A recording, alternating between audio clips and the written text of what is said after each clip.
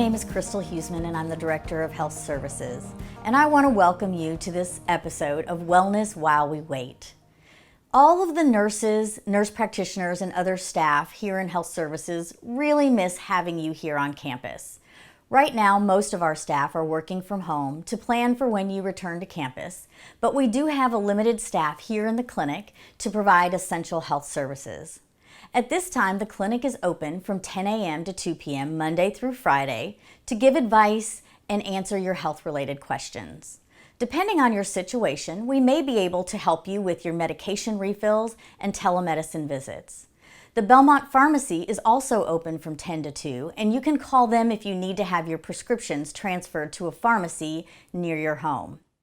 Telemedicine is a word being used a lot these days. It involves the use of technology, such as telephone or video conferencing, to provide healthcare at a distance.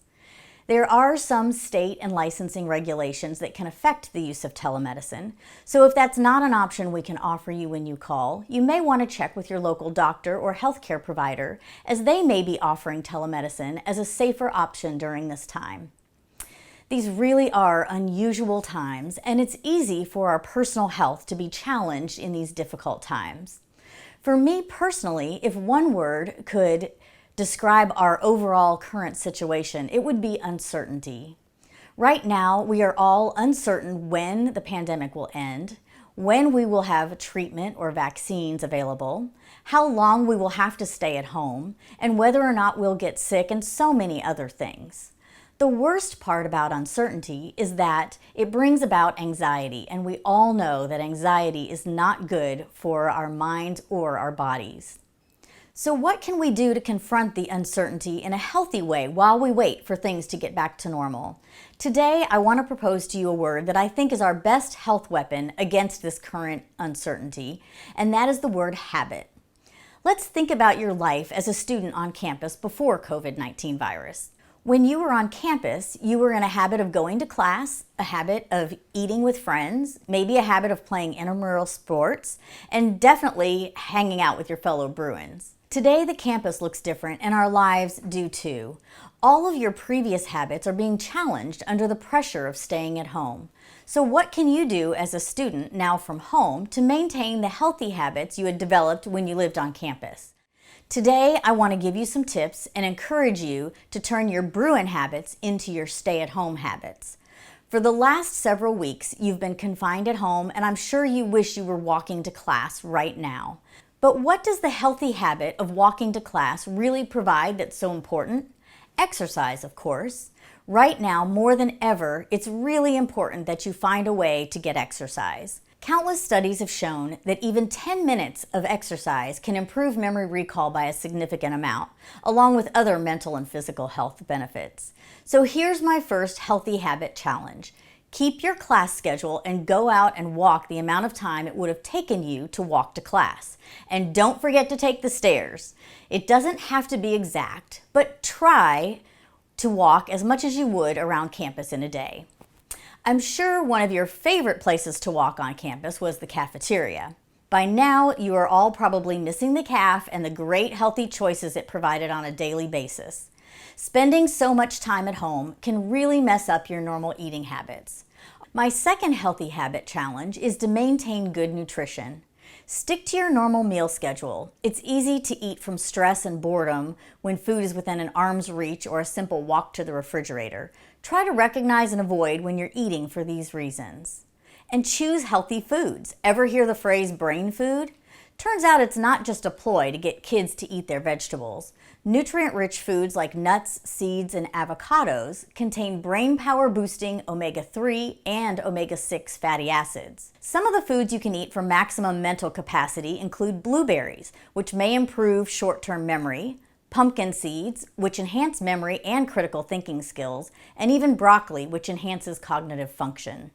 When you switch up your menu to pump up your brain function, you can pay better attention in class, you can get more out of your homework, or maybe even read a good book at the end of the day. And remember all those wonderful hydration stations around campus? Try to keep your water bottle near you and drink throughout the day to stay hydrated.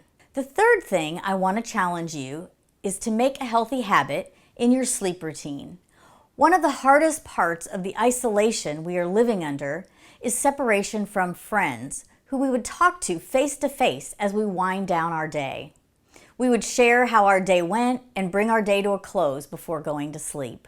Healthy sleep is very important to help your body fight off illness and perform at its best. But getting healthy sleep can be a big challenge during this unusual time. Here are some tips to help improving your sleep during this time at home. Use the time in the evening when you would normally have that last talk of the day with your roommate or suite mates to journal about this time in your life. Then try to get the recommended habit of consistent 8 hours of sleep. Limit your caffeine intake and try not to eat at least an hour before bedtime.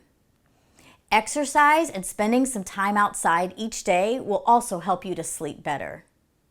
Studies have also shown that keeping your bedroom cool, dark, and quiet, as well as turning off phones, computers, and television an hour before going to bed, will help you to fall asleep and stay asleep.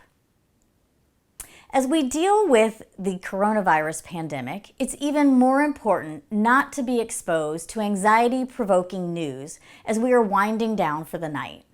Practicing meditation or mindfulness before bedtime can also promote good sleep. Belmont's Counseling Services website has some great mindfulness resources for you, so check that out. Okay, wake up. The fourth and last healthy habit tip I have for you today is one you've heard a lot about lately: cleaning. Just because you're at home doesn't mean you can't clean your room, right? Well, cleanliness is actually really important right now, and it relates to staying healthy. This could be the one habit that we all improve on as a result of this pandemic. Just a quick reminder, we encourage everyone to develop these habits for when you return to campus.